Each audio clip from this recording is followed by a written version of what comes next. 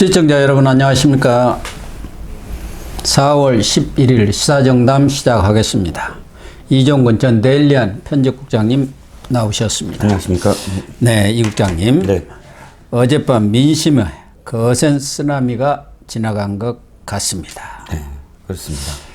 이재명이 이긴 게 아니라 네. 윤석열 대통령이 진 총선이라는 네. 이 평가가 나오고 있는데요. 네. 지금 각 당의 의석의 네. 최종 집계는 어떻게 나왔습니까? 네, 최종 집계는 더불어민주당이 지역구 161, 비례 14 해서 175석이 최종 170. 확정됐습니다. 네. 그 다음에 국민의힘이 지역구 90, 그 다음에 비례 18 해서 108로 결정이 됐고요. 여기에 조국 혁신당이 지역구는 없지만 비례에서 12석을 획득해서 12석으로 최종 확정됐고요. 네. 그 다음에 개혁신당이 지역구 한 석에 비례 둘에서 3석으로 확정이 됐습니다. 이외에 새로운미래당 한 석, 진보당 한 석 해서 총 300석이 채워졌습니다. 이번에 이 영남에서 네네.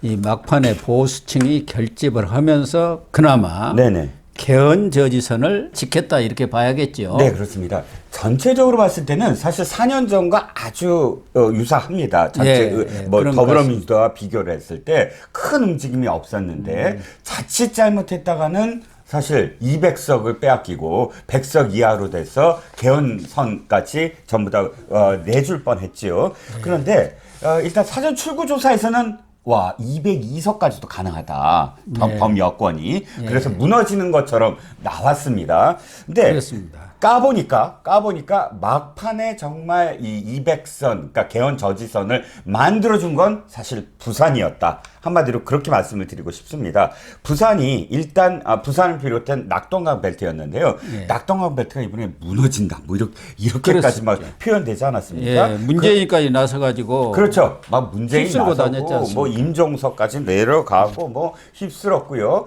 낙동강 벨트 전선이 위험하다 이런 신호가 있었는데요. 결과적으로는 부산이 도리어 국민의힘 편을 들어줬습니다. 지난번에 15대 3이었는데 17대 1, 즉 전재수만 북강서갑에서 자기 지역구를 지켜냈고 나머지 두 석 박재호와 최인호가 모두 다 빼앗기는 그런 결과를 낳았습니다. 예, 그렇게 됐네요. 네네.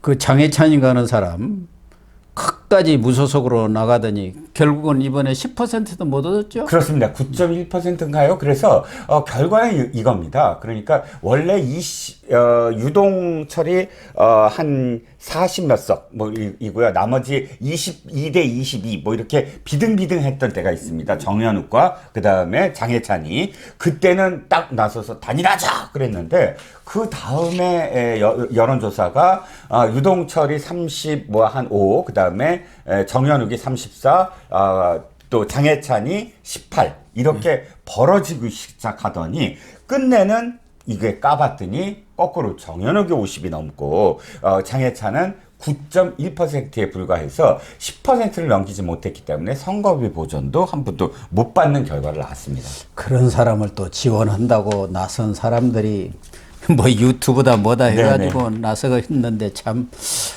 가관입니다. 그리고 네.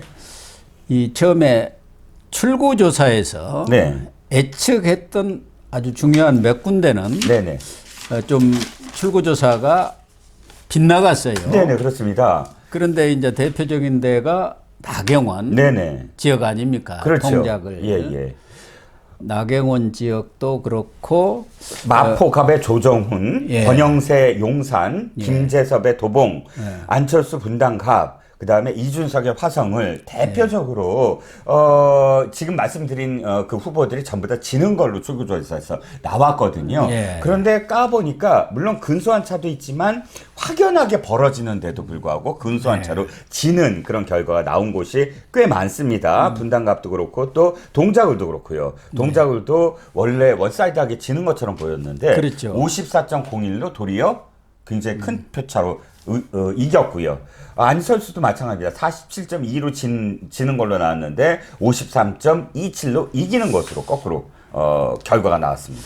이 도봉구에서 김재섭 후보가 당선된 것은 아마 16년 만에. 십몇 년 만에 16년입니다. 처음 있는 일일 겁니다. 그렇죠. 그 이른바 노동강이란 강북 지역에서 그렇죠. 아주 야세가 강해가지고 그동안에는 이 국민의힘 계열이 거의 당선이 불가능한 지역이었는데 정말 본인이 아주 뭐 열성을 다해서 뛰었기 때문에 이건 당의 문제가 아니라 그럼요. 본인의 노력으로 당선된 거 아니겠습니까? 자, 그렇습니다. 자, 그 지역이 어떤 지역입니까? 바로 김근태 열린우리당 네. 의장. 그러니까 김근태가 저 민평련 의장이잖아요. 민평련을 네. 이끌었던 계보잖아요. 거기에 부인 인재근이 또 물려받아서 또 계속 이어가서 거의 뭐 30년 가까이 철옹성처럼 민주당이 지켜낸 곳입니다. 신지호 의원이 당시에 김근태 의원을 한번 물리친 경험이 있는 것 빼놓고는 절대 그 지역은 거의 뭐 범접 불가했던 그런 지역인데 두 가지예요. 김재섭이 지난번에 떨어지고 진짜 절치부심했대요. 그래갖고 젊은 친구가 정말 끊임없이 4년 동안 노력을 했다고 합니다. 그리고 두 번째는 안귀령. 차은우보다 이재명이 더 멋있어요 했던 그 친구. 전혀 지역구에 대한 이 공부 전혀 없이 딴 동네 가서 무슨 동인지도 모르고 예, 간 예. 사람 아닙니까? 예, 무슨 동인지 모르고 이런 것들이 유권자에게 정말 마이너스 점수를 얻은 것 같습니다. 예, 출구조사에서도 일부 이 조사가 엇나갔습니다만 네네. 저희도 네. 최소 120석 안팎은 얻지 않겠느냐. 맞습니다. 그리고 최대 130석까지도 이렇게 바라봤습니다만은 저희 예측도 좀 틀린 것 같아서 시청자 여러분들께 송구하다는 말씀을 드립니다. 그러한 예측 중에는 또 우리 보수라든가 시청자 여러분들이 너무 여론조사상에 나온 걸로만 이렇게 얘기를 할 경우 상당히 상실감이랄까 네네. 패배감에 젖을까 봐서 조금 우호적인 방송을 했습니다마는 결과적으로는 네. 예측이 좀 틀린 점 양해를 부탁을 드리겠습니다. 이 국장님, 네. 아무튼 최악의 성적표를 받아든 네. 윤석열 대통령의 향후 행보가 어떻게 될 것인지 네. 이게 초미의 관심사인데요. 네. 우선은 국정의 삼축인 당정대, 네. 전에는 청이라고 했습니다만 지금 그렇죠. 대통령실이니까 네. 이 수장들이 동반 사퇴를 선언하고 나섰기 때문에 네. 5월 10일이면은 취임 2주년 아닙니까? 그렇죠. 이걸 전후해서 네. 인적 쇄신의 해오리가 불어닥칠 것 같죠? 그렇죠. 자, 지금 상황을 한번 보시죠. 일단 대통령실이 굉장히 빨리 반응했다는 거는 느껴집니다. 왜냐하면 1년 수개월 동안 물론 선거 결과가 너무너무 최악입니다만 굉장히 고비가 있었잖아요. 예. 그 고비마다 인적 쇄신 해라. 그리고 바로바로 인사 좀 해라. 했을 때 대통령실 반응이 어땠냐면 우리 대통령은 인사를 전국 전환의 도구로 삼지 않는다. 이렇게 얘기했어요. 그래서 이번에도 혹시나 이 지금 국민들의 어떤 민심을 혹시 뭐 이렇게 어떤 그런 사퇴나 이런 걸로는 안 하지 않을까 걱정도 했는데 대통령실이 이제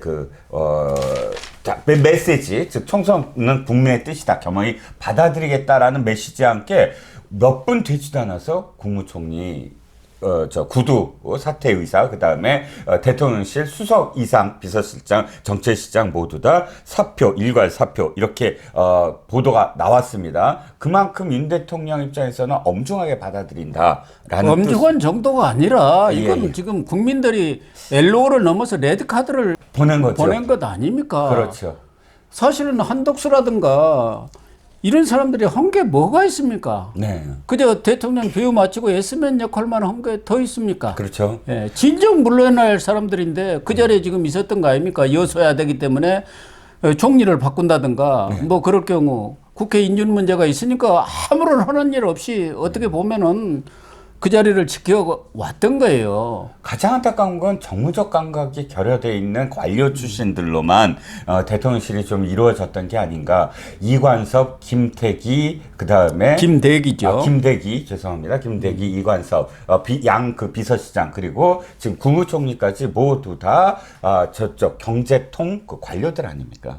그러면 경제라도 살려야 하는데 경제가 지금 최악 아닙니까? 네네. 경제를 살린다고 해서 그런 사람들이 거기에 포진해 있었던 거 아닙니까? 인사가 만사라고 그랬는데 지금 그렇죠. 인사가 망사라는 모든 대통령에 대한 긍부정 그 지지율 평가를 보면 인사가 가장 잘못됐다는 게 대부다수가 지적하고 있는 것 아닙니까? 그렇죠. 그 인사 부분에서 사실 김영삼 대통령이 정말 타이밍, 적시의 예. 타이밍에서 그러니까요. 총리 교체라든지 이런 것들로 해서 자신이 계속 전국을 주도할 수 있는 어떤 계기를 마련했는데 사실은 인사가 메시지거든요. 예. 인사 어떤 사람을 임명한다, 어떤 사람을 사퇴시킨다가 청와대나 혹은 대통령의 메시지에 준하는 그런 의미로 읽혀지는 부분이 있는데 좀 너무 늦었다. 이런 그 카드가 지금에서 할 것이 아니라 절박한 어떤 순간순간마다 국민들이 그 답답함을 좀 해소할 수 있게끔 했으면 얼마나 좋았을까라는 생각도 들고요. 이상민 행안부 장관 같은 사람도 예.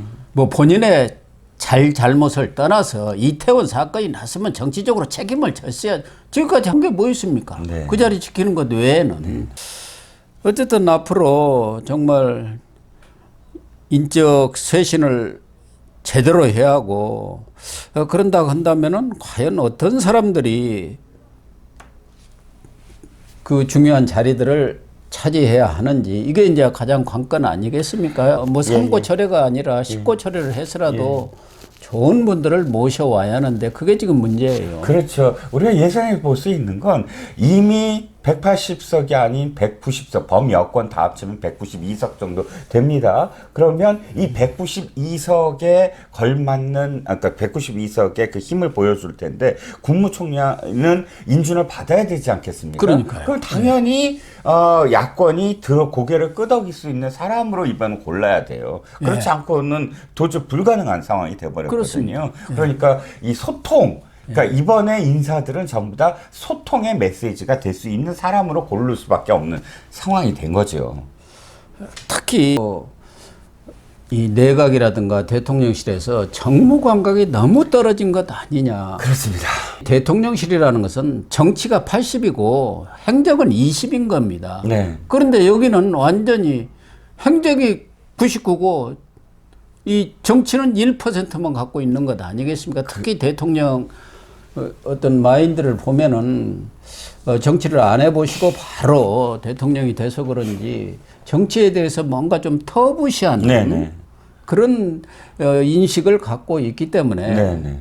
거의 행정과 위주로 네, 맞습니다. 이렇게 지금 꾸려온 것 아니겠습니까? 그렇죠. 그러다 보니까 대야 관계라든가 또 대여 관계에서도 아주 매끄럽지 못하고 늘 갈등을 빚는 삐그덕거리는 소리가 난 것 아닙니까? 예, 저는 굉장히 사실 지적하고 싶었던 부분이 한 가지가 뭐냐면, 이겁니다.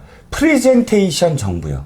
그러니까 정부가 자기가 무엇을 한다는 거를 사실은 정무적인 언어로 바꿔줘야 되거든요. 예. 간단한 캐치프레이즈로 예를 들자면 이명박 정부가 녹색 성장을 얘기했잖아요. 녹색 성장 한번 빵 하고 그다음에 쭉 그 나머지 어떤 그런 경제적인 또는 뭐 에너지 정책이든 이것들을 다 포함시킬 수 있는 한마디의 아젠다가 필요한데 지금 정부는 다 설명을 해요. 프레젠테이션. 그러니까 쫙 브리핑 하듯이 이건 어떻고 저건 어떻고 이건 어떻고 저건 어떻고 그러니까 국민들한테 다가가지를 못해요. 그렇죠. 한마디로 인상으로 딱 이 정부는 뭘 하려고 하는구나 하고 뭐 이렇게 박수를 쳐줄 수 있게끔 만들어줘야 되는데 이를테면 의정 갈등에서 대통령이 담화를 하는데 설명적이에요. 너무 막 그 처음부터 끝까지 미관식으로 해서 이게 사실 뒤에 얘기가 앞으로 가야 돼요. 뒤에 뭐냐면 이천석 고집하지 않겠다. 안 갖고 오면 얘기하자. 이렇게 해서 빵 터뜨리고 그다음에 쭉 설명을 해야 되는데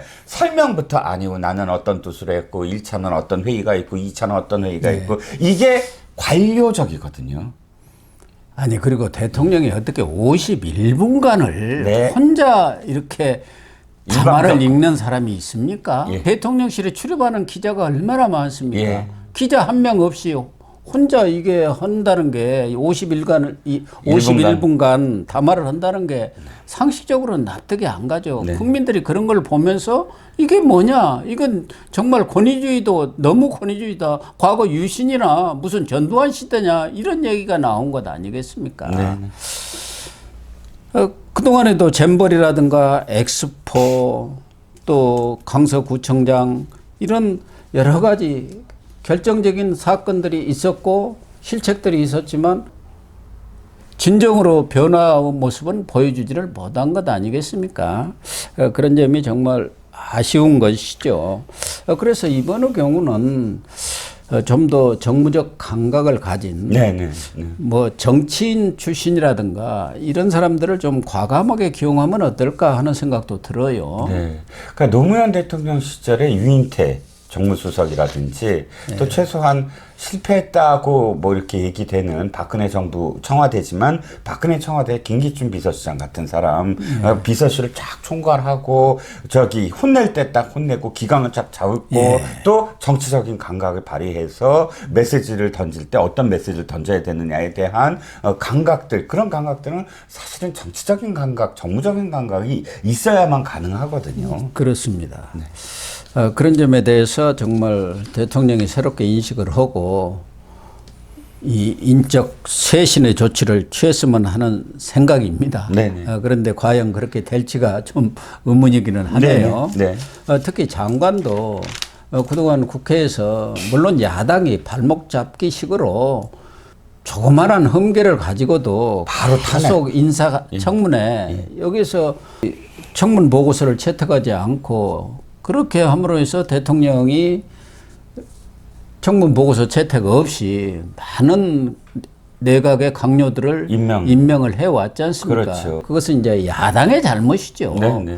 뭐 특별하게 하자가 있었다 한다면 뭐 당연히 낙마를 시키는 게 옳습니다만 역대 어떤 야당이 정부 조직 개편안도 안 들어주는 야당이 어디 있습니까? 그렇습니다. 그거는 들어주고 그래 해봐라.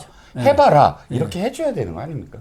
이제 내각과 대통령실에 대한 전면적인 인사 쇄신이 이루어질 것으로 보이는데 정말 국민의 눈높이에 맞는 그런 인사가 이루어져야겠다. 그동안 뭐 회자되는 대로 측근이라든가 아는 사람, 검사 중심의 또 고시 출신 중심의 그런 인사만 했어야 되겠느냐 하는 생각은 들어요. 그 점에 좀 대통령과 대통령실이 특별한 각성이 있어야 할 것 같습니다. 그래야만이 국민들도 뭔가 바뀐다. 이 총선 이후로 확실히 대통령이 바뀌는구나 하는 것을 인식하지 않겠습니까? 그렇게 또 느낄 것 같고요.